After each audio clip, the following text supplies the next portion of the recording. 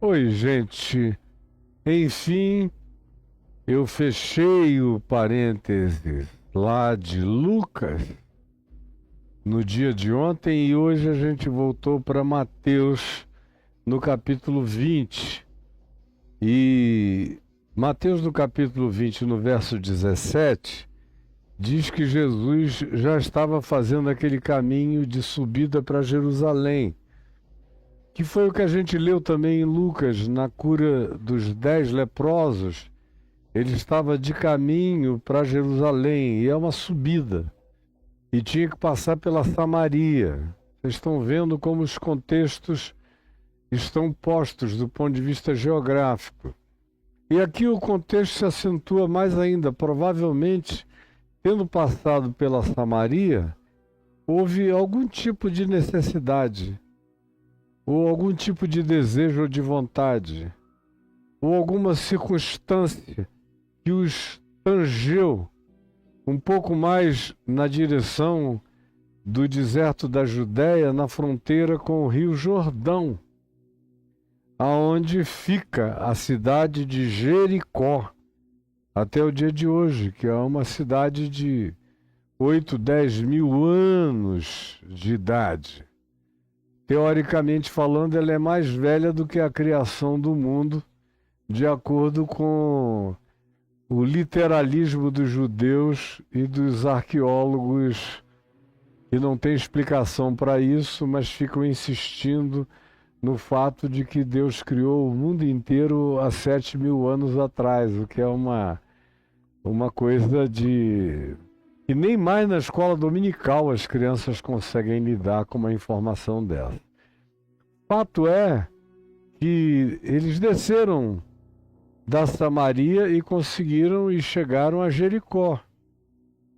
E nessa cidade antiga, que já teve superposição de várias outras cidades, se você chega hoje lá, é uma cidade palestina, você encontra uma cidade, não é moderna, mas ela tem todas as características de edificações modestas do século XX. E você encontra, tanto mais quanto ande na direção das montanhas, as ruínas. E uma das ruínas mais bem preservadas de Jericó é a primeira, a mais antiga. Quase 10 mil anos de idade, você encontra as estruturas e as pedras daquela edificação original, que é mais antiga ainda do que a Jericó dos dias de Josué, aquela que, pela vibração, pela frequência vibratória e pelas trombetas, foi um milagre de vibração sonora depois de 7 dias de cerco, de trombetas e de marchas. Quando eles gritaram juntos, a muralha caiu e eles invadiram a cidade, da qual foi salva a prostituta Raabe, que veio a ser da genealogia de Jesus. Jesus tem umas figuras que você repudiaria se fossem suas tataravós, ou avós, ou isso, aquilo, figuras pouco recomendáveis. Quem fez Mateus comigo, e está tudo gravado aqui no YouTube, vê que eu fiquei 5 ou 6 falas de 1h30 cada uma, só na genealogia de Jesus, explicando aquele fenômeno e a riqueza que brota daquela confusão humana que ali é apresentada e genealogizada. Pois bem, voltando ao nosso tema, eles descem até Jericó. E aconteceram várias coisas em Jericó. Essa conversa aqui da mãe de Tiago e de João, pedindo a Jesus que, quando ele viesse no seu reino, ele mandasse que Tiago e João sentassem um à sua direita e outro à sua esquerda, conforme, antes de irmos para Lucas, eu expliquei, e está gravado e explicado, é só você procurar Mateus 20, o texto de 17 até 28, eu falo mais de um dia, talvez 2 dias ou 3, só sobre esse episódio da mãe de Tiago e de João e do que aconteceu, do conflito entre eles, por causa desse pedido, dessa intervenção, dessa intercessão materna da mãe de Tiago e de João, quase estraga tudo. Pois bem, Jesus conclui no verso 28 dizendo, olha, entre vocês não tem que ser assim esse negócio de quem é o maior, quem tem o lugar de maior visibilidade, de maior fama, de maior percepção, de maior influência. Isso é tudo carnalidade, mundanidade. Isso é coisa de presidente da República, de rei, de primeiro-ministro, de políticos, de empresários, de gente cujas categorias têm a ver com quantificações, visibilizações, percepções, aparências, demonstrações e glórias pessoais que outros consigam atribuir a vocês e vislumbrar em vocês. Mas com vocês não é assim. Se vocês querem ser meus discípulos, essa história toda de olha o relógio, eu tinha um sonho de consumo, olha que roupinha eu estou vestindo, olha o carrão que Deus me deu, tudo isso é coisa de carnalidade, de gente perdida, de pessoas que não têm valores eternos, nem transcendentes, que não entenderam o que para Deus tem importância e não tem importância, não entenderam ainda aquilo que Jesus disse, que o que é elevado entre os homens é frequentemente desprezível diante de Deus. E vocês não entendem isso nunca. Eles não tinham entendido andando com Jesus, tanto quanto esse pessoal que não anda com Jesus, não conhece o Novo Testamento, não leva o Evangelho a sério. Esses é que não entendem mesmo e se jactam e vivem dessas exacerbações demonstradoras, desse desejo de glória pela observação que você faça da prosperidade, da grandiosidade deles. E todo mundo quer ser pastor, líder, apóstolo, bispo, dessa carnalidade que Jesus disse, isso não é para vocês. Isso é coisa de governadores, de dominadores, que querem ser os maiorais. Mas se vocês são meus discípulos, com vocês não pode ser assim. A recomendação de Pedro, na primeira epístola de Pedro, no capítulo 5, no verso 3, é: pastoreiem o rebanho de Deus no meio de vós, não como dominadores, como fazem atualmente os que dizem a igreja é minha, essa porcaria é minha, essa pocilga é minha, o dinheiro é meu, o dízimo é meu, eu sou o sacerdote daqui, é para mim que você tem que me entregar. Isso tudo é anti-evangelho, é anticristo, mas vocês nem notam, porque não conhecem o evangelho de Jesus. E ele prossegue dizendo: quem quiser ser o primeiro entre vós, será vosso servo no reino de Deus, tal como o Filho do Homem, que não veio para ser servido, mas ao contrário disso, para servir e dar, para servir e dar a sua vida em resgate de muitos. Aí o verso 29 prossegue, que é onde a gente chegou. Saindo eles de Jericó, porque, portanto, essa ocorrência aconteceu em Jericó, saindo eles de Jericó, uma grande multidão a essa altura o acompanhava. E ele estava no caminho de subir uma ladeira íngreme, longa, difícil, cansativa, de quilômetros e sinuosa, até chegar a Jerusalém. E ver Jerusalém como ele chega e enxerga Jerusalém do Monte das Oliveiras, da aldeia de Betfagé, onde se tem uma visão panorâmica da cidade hoje, se tinha nos dias dele, quando a cidade era, inclusive, muito mais bonita do que ela é hoje. E eles sobem nessa direção. E Jesus leva consigo uma grande multidão que o acompanhava. E eis, diz aqui o texto de Mateus, que 2 cegos, assentados à beira do caminho, tendo ouvido que Jesus passava, clamavam: Senhor, Filho de Davi, tem compaixão de nós.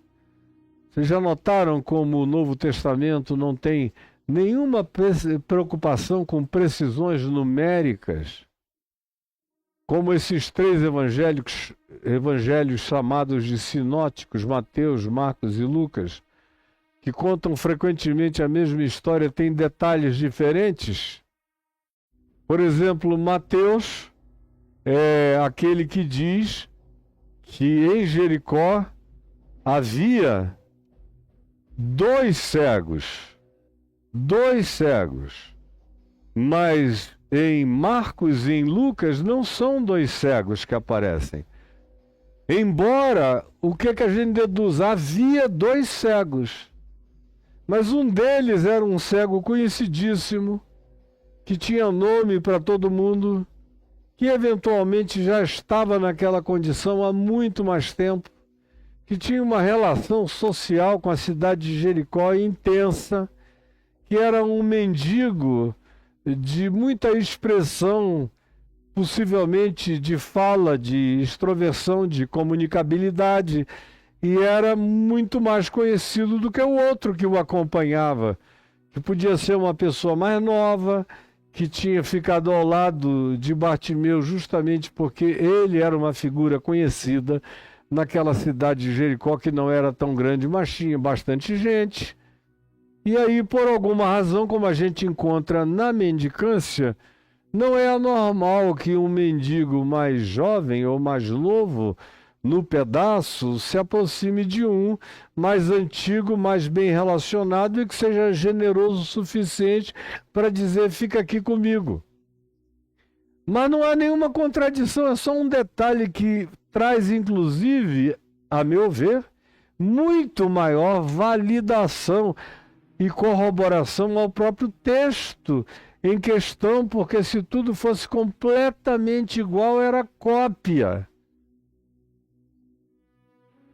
Essas narrativas que contam a mesma história e acrescentam perspectivas de pequenas diferenciações têm o poder de aumentar a validação narrativa do que está em questão e do que, por ângulos diferentes, é observado e narrado. É tão fácil entender, isso é um axioma de média ponderada de avaliação sobre validade de narrativas históricas. Por isso, mesmo tendo voltado para Mateus, no capítulo 20, de 29 em diante, eu vou me refugiar no texto de Marcos, porque ele é mais minucioso do que o de Mateus. Diz a mesma coisa. Diz assim: e foram para Jericó. Mateus diz, saindo de Jericó. É um problema que Mateus diga saindo de Jericó e Marcos diga foram para Jericó? Marcos registrou o fato de que originalmente isso aconteceu em Jericó porque eles estavam em Jericó. E Mateus diz isso aconteceu na saída de Jericó, mas estava em Jericó. Portanto, Para quem não tem esse negócio de que a Bíblia é a palavra de Deus, inerrante, letra por letra, versículo por versículo, e acento por acento, que é uma idiotice absoluta, quem aceita a narrativa como algo humanamente sincero e honesto. Tudo fica muito mais belo quando é humano, sincero e honesto, como narrativa jornalística com suas pequenas diferenciações de angulações de observação, que reforçam muito mais a própria narrativa. E foram para Jericó. Quando ele saía de Jericó, aí a gente encontra Mateus aqui, que diz que foi na saída. Quando ele saía de Jericó, juntamente com os seus discípulos e uma numerosa multidão, aí aparece o nome do cego em Marcos. Em Mateus não, eram 2 cegos, mas Marcos destaca um deles. E era esse que eu falei, mais conhecido, mais antigo, mais relacionado. O nome dele era Bartimeu. E tinha 2 problemas muito sérios na vida. Ele era cego e ele era mendigo. São 2 problemas muito graves. Você ser cego, não enxergar nada. E além de tudo ser mendigo e não ter absolutamente nada. São 2 problemas num homem só. Cego mendigo, que estava sentado, obrigado, à beira do caminho. E ouvindo que era Jesus, o Nazareno, que passava por ali, pôs-se a clamar, a gritar: Jesus, filho de Davi, que era uma expressão messiânica. Jesus, filho de Davi, provavelmente seja uma memória de Isaías, no capítulo 55, verso 13, mas era uma expressão que designava a esperança messiânica, ou alguém que chegasse como Messias, teria essa designação de filho de Davi. Jesus, filho de Davi, tem compaixão de mim, ou de nós, conforme Mateus, mas aqui Marcos se concentra em Bartimeu, cego mendigo, pedindo compaixão a Jesus. E muitos o repreendiam. Só Deus sabe o que passou na cabeça desses discípulos que o repreendiam. Certamente não era o povão que o estava repreendendo, eram os apóstolos. Isso é coisa de discípulo, essa mania de querer fazer gestão de Deus, gestão de Jesus, de serem os mordomos de Deus, os babás de Deus, os curadores de Jesus. É um negócio horrorosamente chato e imbecil.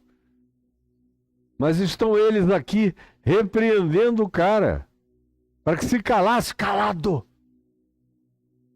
Para, calado, ele passou por aqui. Por que o senhor não aproveitou quando ele estava passando? Só agora que ele está saindo é que você começa a gritar? Você quer fazê-lo voltar? Por que você não tomou providência enquanto ele estava aqui dentro, tratando de coisas locais? E seja qual seja a argumentação que tenham vindo a usar, todas elas são inadequadas e desnecessárias e exacerbadas e exageradas, porque elas vêm carregadas de repreensão para que ele se calasse. Mas de onde é que eu tirei que esse era um homem extrovertido, que devia ser um grande comunicador local, apesar de cego e mendigo? É porque, apesar de repreendido por um grupo que veementemente dizia cala a boca, ele cada vez gritava mais. Esse é um cara que não aceita ordens de multidão. Essas pessoas têm um poder extraordinário. Gente que não fica impressionada com o grito das multidões.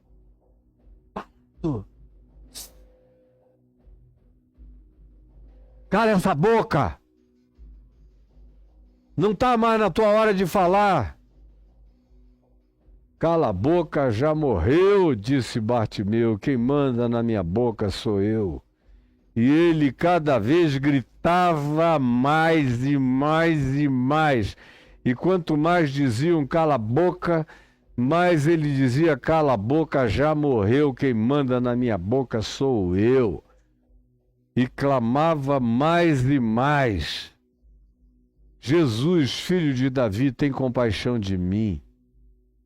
Então Jesus parou. Esse homem, com essa ousadia, que não obedece apóstolo, não obedece líderes, não obedecem pseudo-curadores das coisas de Deus, não obedecem gestores da religião, essas pessoas que sabem que há um lugar de Deus no coração de Deus para uma relação pessoal de Deus com o indivíduo, do indivíduo com Deus, da pessoa com Deus, numa pessoalidade profunda. Quem tem essa consciência não quer saber o que a religião pensa, o que os concílios ordenam, o que os dogmas determinam. Não aceita configurações pré-estabelecidas para determinarem a sua relação com Deus. Não aprendem a rezar.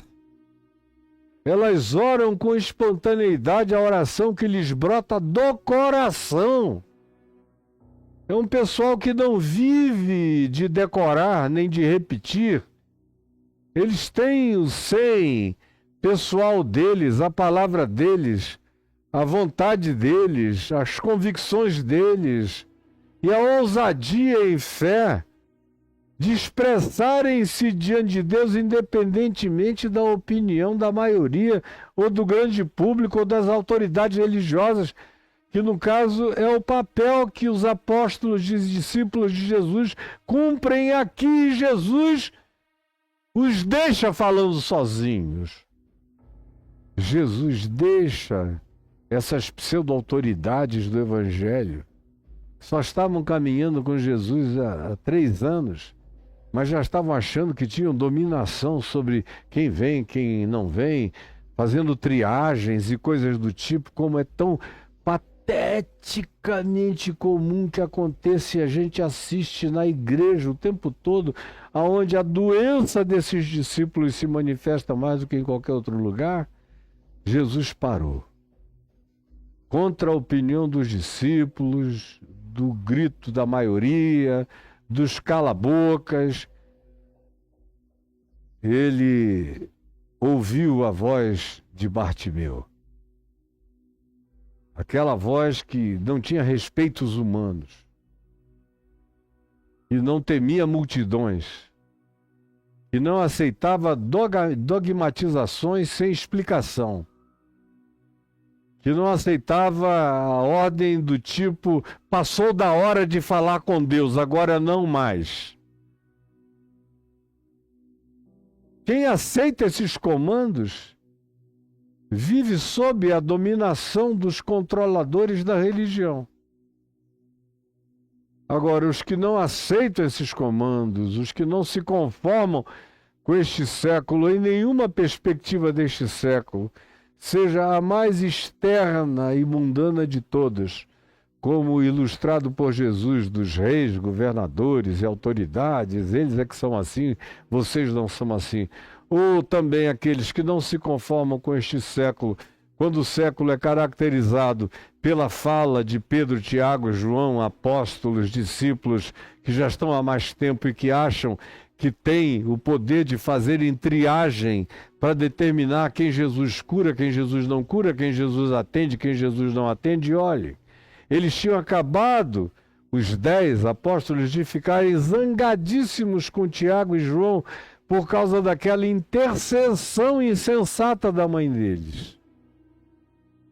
E não aprendem nunca. Crente é um caso sério, meu Deus. Eles tinham acabado de ver como é horrível ter alguém fazendo intervenções em favor, pedindo um favor. Quero que o filhinho João, o filhinho Tiaguinho, sentem um à direita, outro à esquerda, quando tu vieres no teu reino. Isso provocou uma raiva. O texto diz que eles ficaram todos com muita raiva de Tiago e de João e daquela circunstância. Mas agora, ato contínuo, lá estão eles, assentados, um à direita, outro à esquerda. Eles mesmos pegam tronos de autoridade, estabelecem, e eles não aceitam que Tiago e João façam isso. Mas em relação ao pobre mendigo, eles se sentem com ascendência total sobre o povo. Cala a boca!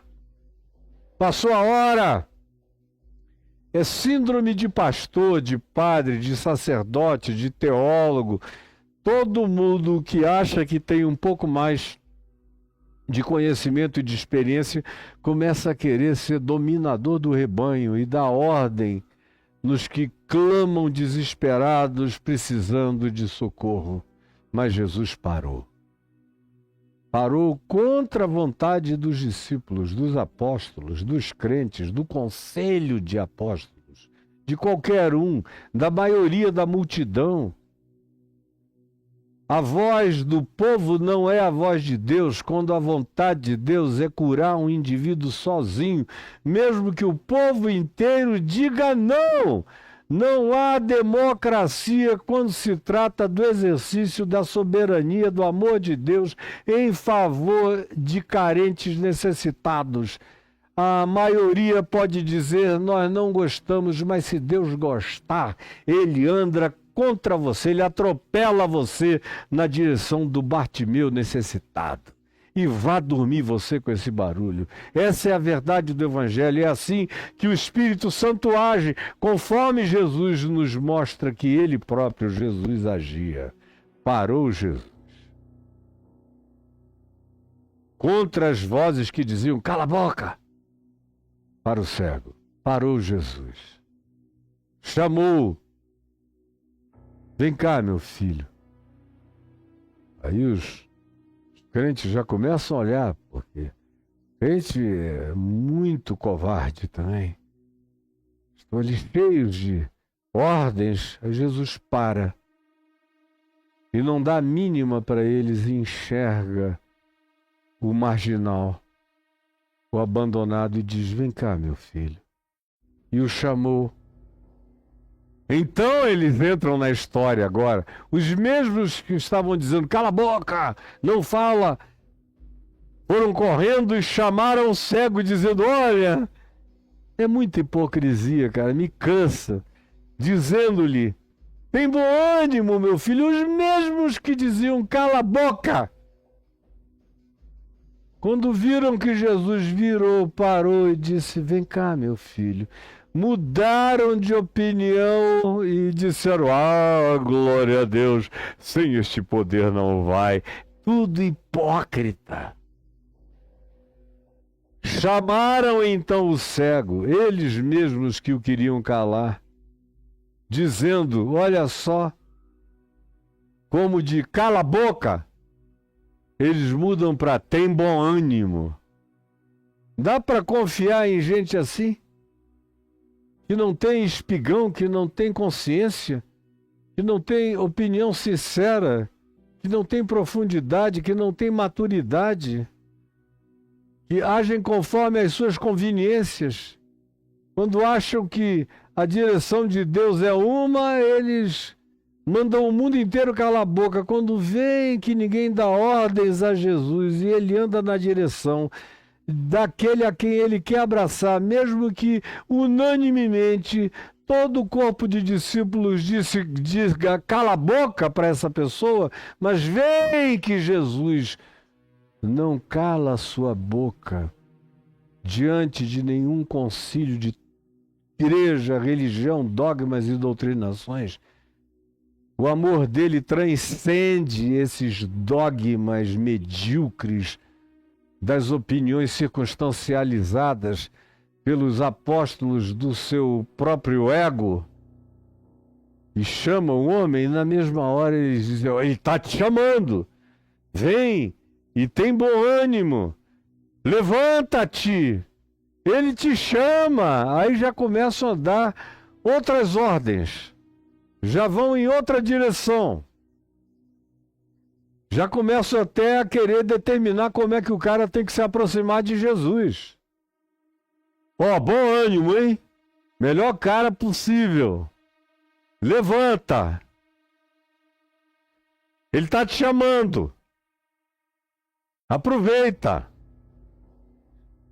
Aí o verso 50 diz que o Bartimeu, lançando de si a capa, significava dizer que ele tinha uma capa que o cobria no frio ou do calor demasiado do sol, ou sobre a qual ele sentava em circunstâncias normais, onde se depositava o dinheiro das esmolas que a ele se dava, lançando de si a capa, que era o que ele usava como instrumento mais cotidiano, prático e necessário para ele, era a capa. Ela servia para tudo, era casa, era abrigo, era coletor de esmolas, era a proteção dele, era a capa. Mas ele sentia que ele tinha falado e a voz do seu clamor tinha entrado no coração de Deus em Cristo Jesus. E que contra tudo e contra todos, Jesus parou e o chamou. E aí não é por causa dos apóstolos ou discípulos dizendo, olha, bom ânimo, vai lá. Eles mesmos que um minuto antes estavam dizendo, cala a boca, você não se enxerga. Agora estão dizendo, olha aí, bom ânimo, hein? Vai lá, ele está te chamando. Ó, põe-te em pé. Aí começam a querer entrar de qualquer modo no business que tem a ver exclusivamente com Jesus e Bartimeu. Eles se excluíram daquilo tudo quando tentaram excluir Bartimeu do caminho do amor de Deus em Cristo. Eles se excluíram, ficaram de fora, mas eles não querem ficar de fora. Eles querem palco o tempo todo. Foi assim com esses apóstolos, é assim a mesma doença até o dia de hoje. Pois bem, lançando de si a capa, Bartimeu levantou-se de um salto e foi ter com Jesus. Cego, cego, cego. Esmulambado.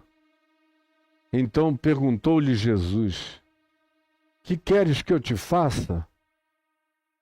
Olha essa pergunta. Que queres que eu te faça? Parece uma pergunta muito óbvia, mas em Jesus não há perguntas óbvias. Ele demanda que a consciência dos carentes se manifeste em tudo quanto eles acham que precisam. Como lá em João, no capítulo 5, paralítico de Betesda, Jesus perguntou, tu queres ser curado? É óbvio. O cara estava 38 anos lá, mas não é tão óbvio assim. Tem gente que fica doente da doença e já não sabe mais viver sem a enfermidade. É uma coisa sobre a qual eu já falei milhares de vezes, literalmente. Quando você fica doente da doença e já não sabe mais viver saudável, a doença é incorporada ao patrimônio psíquico das suas construções de autopiedade, autovitimização, de acomodação a um estado de adoecimento que depois de um tempo apaga do coração todo e qualquer sentimento prático e objetivo e contínuo de cura. Por isso ele perguntou, queres ser curado? E aqui ele pergunta, o que tu queres que eu te faça? Alguém poderia dizer, meu Deus, o cara é cego. Mas ele não era só cego. Se fosse do dia de hoje, preste atenção, está olhando aqui para mim? Se fosse no dia de hoje, depois da notícia de ontem, do Elon Musk, dizendo que uma das empresas dele, a Neuralink, que é dedicada a trabalhar com sinapses cerebrais e links neurais, com a finalidade de provocar e de produzir curas até agora impossíveis para a medicina, ontem ele anunciou que dentro de um ano iniciar-se-ão os processos de cura de cegueira, a ponto de que no máximo em 3 anos pessoas que nunca viram na vida, com essa nova tecnologia que se acopla no cérebro, nos lugares das deficiências cerebrais impeditivas da visão, receberão um link direto com o globo ocular e hoje em dia já se faz inclusive globos oculares perfeitos para captação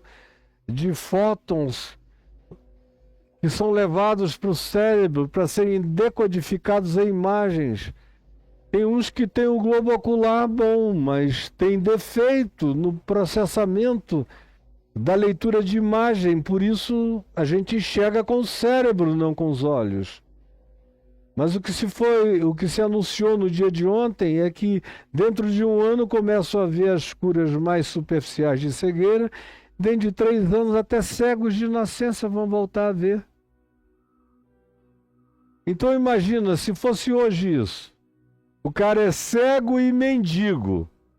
Preste atenção, hein? Ele é cego e mendigo, se fosse hoje. E o Elon Musk tivesse anunciado isso ontem. E o Bartimeu tivesse sabido que dentro de no máximo 3 anos, com a Neuralink, ele estaria vendo tudo. Mas ele é mendigo. Então ele tem 2 problemas. O primeiro problema e mais radical é não ver. Mas agora tem uma promessa de que dentro de um ano você pode começar a ver de maneira parca e difusa, até que isso vai sendo clarificado com a sofisticação tecnológica, e em 3 anos até o cego de nascença vai estar enxergando nitidamente. Qual seria a escolha considerando as opções contemporâneas? Qual seria a escolha considerando as prioridades dos crentes contemporâneos? Eu conheço. Olha aqui para mim, tá me olhando? Bem olhado mesmo? Tá me olhando bem de frente mesmo? Eu conheço um monte de gente, sinceramente. Se Jesus perguntasse, diante dessas 2 alternativas de necessidade, curar a cegueira ou salvar o indivíduo da mendicância, do pauperismo, Jesus dissesse, escolhe, o que é que tu queres que eu te faça? Eu conheço um monte de gente hoje em dia que não faria a escolha de Bartimeu e que diria, eu quero ter dinheiro para aguentar esperar com mais conforto, porque daqui a 3 anos tem uma tecnologia que vai me fazer ver tudo. Agora, sem dinheiro não me adianta enxergar tanta coisa, porque eu só vou enxergar que sou um duro, miserável mendigo, pobre, e a minha vida vai continuar numa dificuldade enorme. Hoje em dia, com essa teologia da prosperidade, do domínio, da glória, das posses e das demonstrações e dos shows de propriedade que a gente vê nas igrejas, tem muita gente que quer dizer, eu aguento mais 3 anos, ou 1 ano vendo nada, eu começo a ver pouquinho, depois um pouquinho melhor, e daqui a 3 anos eu vou estar vendo tudo, mas vou estar rico. O que tu queres que eu te faça? Hoje em dia, se Jesus chegasse com essa pergunta, nem todo mundo responderia como Bartimeu. Jesus vem e pergunta, o que queres que eu te faça? Respondeu-lhe o cego. O cego de hoje, sendo também mendigo, diria: Senhor, que eu tenha dinheiro,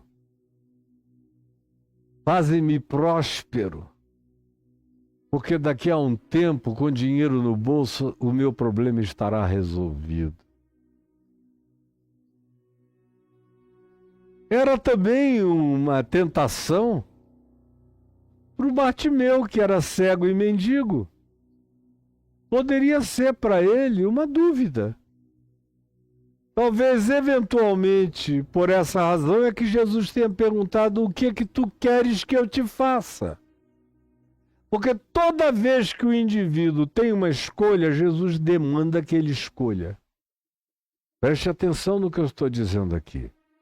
Guarde para o resto da sua existência. Toda vez que eu tenho uma escolha diante de Deus, Jesus demanda que eu escolha. Quando eu tenho que decidir entre coisas, na presença de Deus, Jesus demanda que eu faça a minha escolha e não que Deus escolha por mim. Senão eu sou um imbecil que ficarei imbecilizado para o resto da vida. É a consciência, a autodeterminação, é a escolha pessoal, é o exercício mínimo do mínimo livre-arbítrio que a gente tem, o que nos forja para uma maturidade maior. É por isso que a pergunta vem, não é uma pergunta cínica, é uma pergunta séria. O que é que tu queres que eu te faça? Aí, se ele fosse membro de um monte de igrejas que eu conheço por aí, a grande maioria, 90 e tantos % delas, o cara já estava numa tentação. Peço para ver ou para ficar rico? Se eu ver, eu serei apenas um vidente pobre. Mas se eu ficar ricão, eu já compro um monte de serviços em meu favor, já vai ter um monte de gente me dando atenção. Os apóstolos vão querer a minha companhia, o meu dízimo vai ser importante, minhas ofertas, minhas contribuições, a casa legal que eu vou ter, e eu espero a cura do Elon Musk. E tem uns que são tão doidos que poderiam pensar: bom, eu já vivi 50 e tantos anos cego. Eu prefiro pelo menos viver o resto da minha vida tendo grana do que enxergando sem poder fazer nada. O que é que tu queres que eu te faça? Porque aonde há alternativa, Jesus determinou que eu preciso escolher com lucidez e consciência, para eu crescer, amadurecer e me tornar gente, com as qualidades daquilo ao que Jesus empresta valor e significado.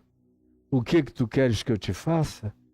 Respondeu o cego: Mestre, que eu torne a ver. Que eu torne a ver. É tudo que eu quero. Posso ser o mendigo para o resto da vida, mas eu quero ver a vida. Eu quero luz na vida. Eu quero eu mesmo discernir.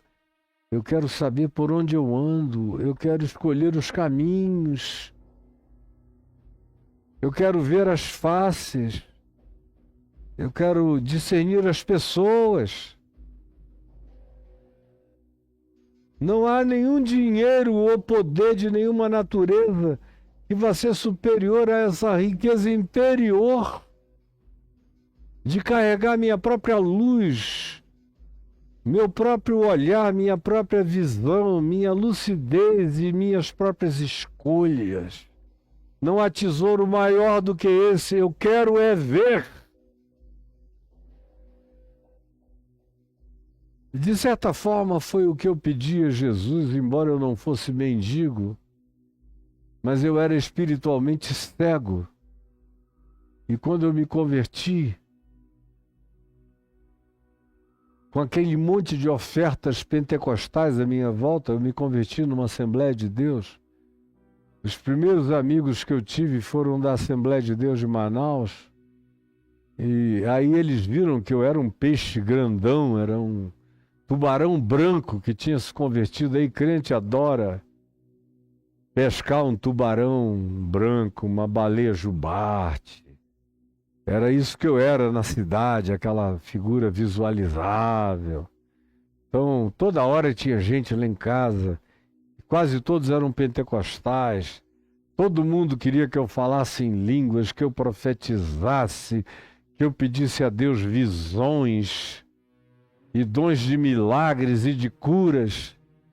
E eu ouvia aquilo tudo. E o que é que você, irmão Caio, tem pedido a Jesus para lhe dar? E eu dizia, eu só tenho pedido uma coisa. Ele dizia, me conta o que você está pedindo de dom espiritual. Aí eu dizia, eu quero ver.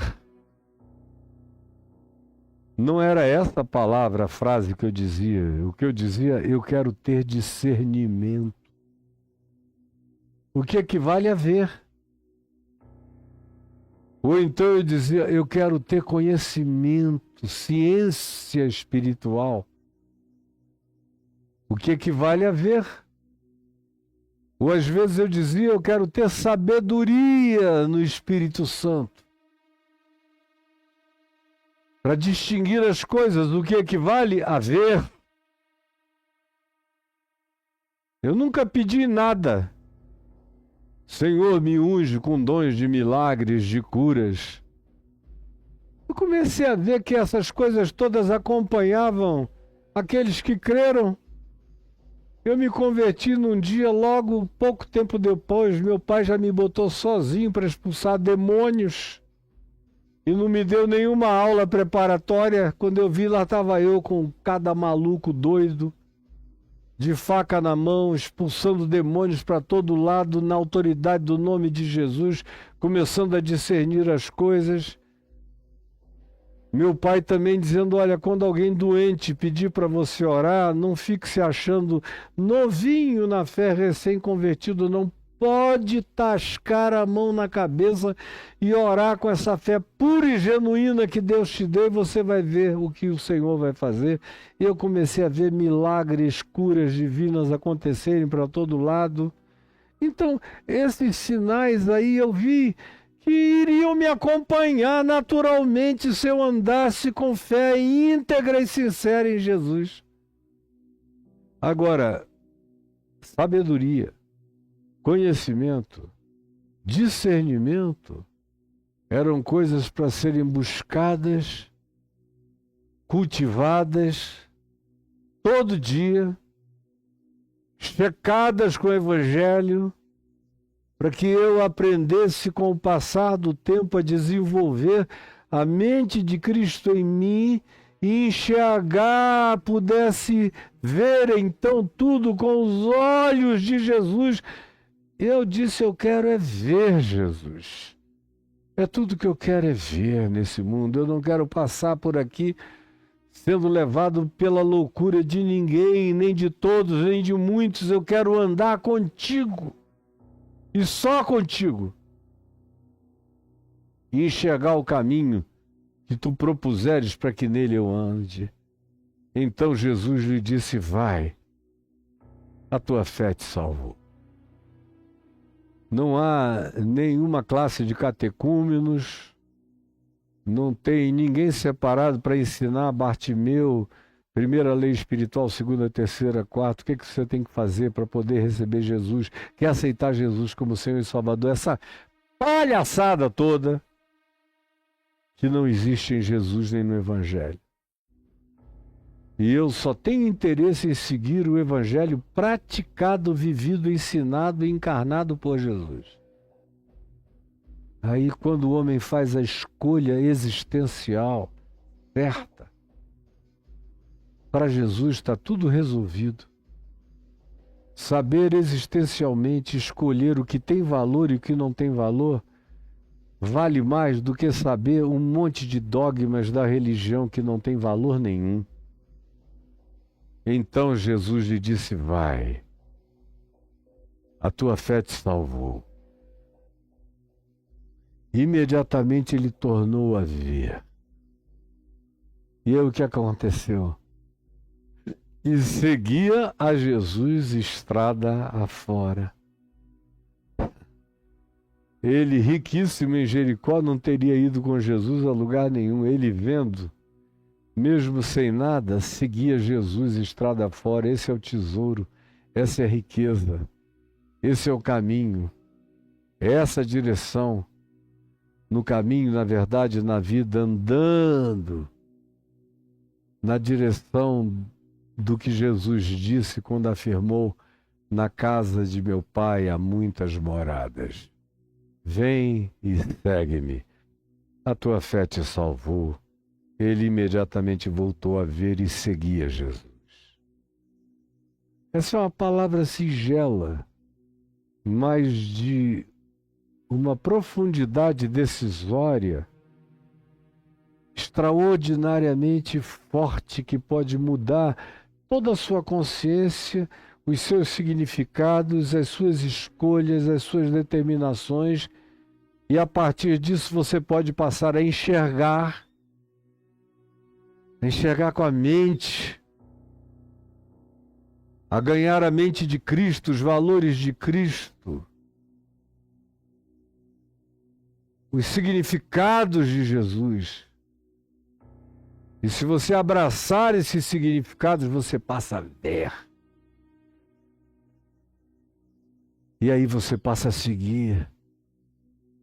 E para você não haverá tropeço, com a graça de Deus, em nome de Jesus. E eu te peço, Senhor Jesus, que essa palavra tão purinha, singela, que para mim é até infantil, eu venho pregando há tantos anos, que ela virou uma coisinha de papinha. Mas eu reconheço que existem milhões e milhões e milhões que não têm acesso ao genuíno leite espiritual, muito menos à papinha da graça, do Evangelho, genuíno e puro, conforme Jesus. E eu peço que o teu Espírito esteja fazendo milagres na mente e no coração de muita gente. É o que eu te imploro agora, em nome de Jesus, ajudando pessoas a escolherem o que seja vida, e não o engano das distrações mundanas e idióticas. É o que eu te imploro. Salva-nos das ostentações e leva-nos para o caminho da visão verdadeira do significado do reino de Deus. Em nome de Jesus. Amém e amém. Você está vendo passar aqui um Pix de um CPF. Esse Pix do CPF que está passando aí está escrito Caio e Adriana. Foram amigos que pediram, dizendo: às vezes a gente quer te ajudar pessoalmente, não sabe como, então tem esse Pix aí. É isso, só isso. Tirou esse Pix? Tem um outro. Para esse eu dou mais ênfase, é um CNPJ. É para o meu ministério. Porque sem a sua ajuda no meu ministério, eu não consigo fazer tudo que eu faço sozinho. Não consigo.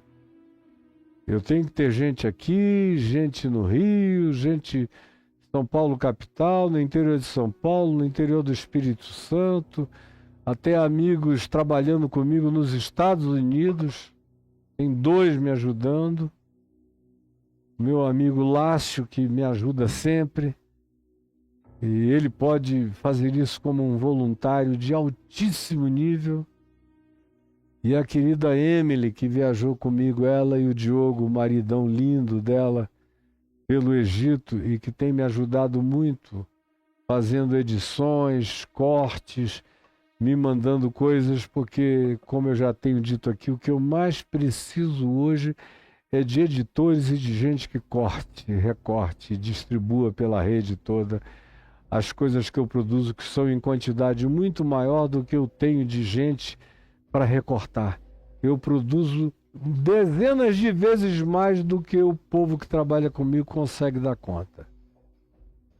Então, ajude o meu ministério, está passando aí o CNPJ aqui, ó.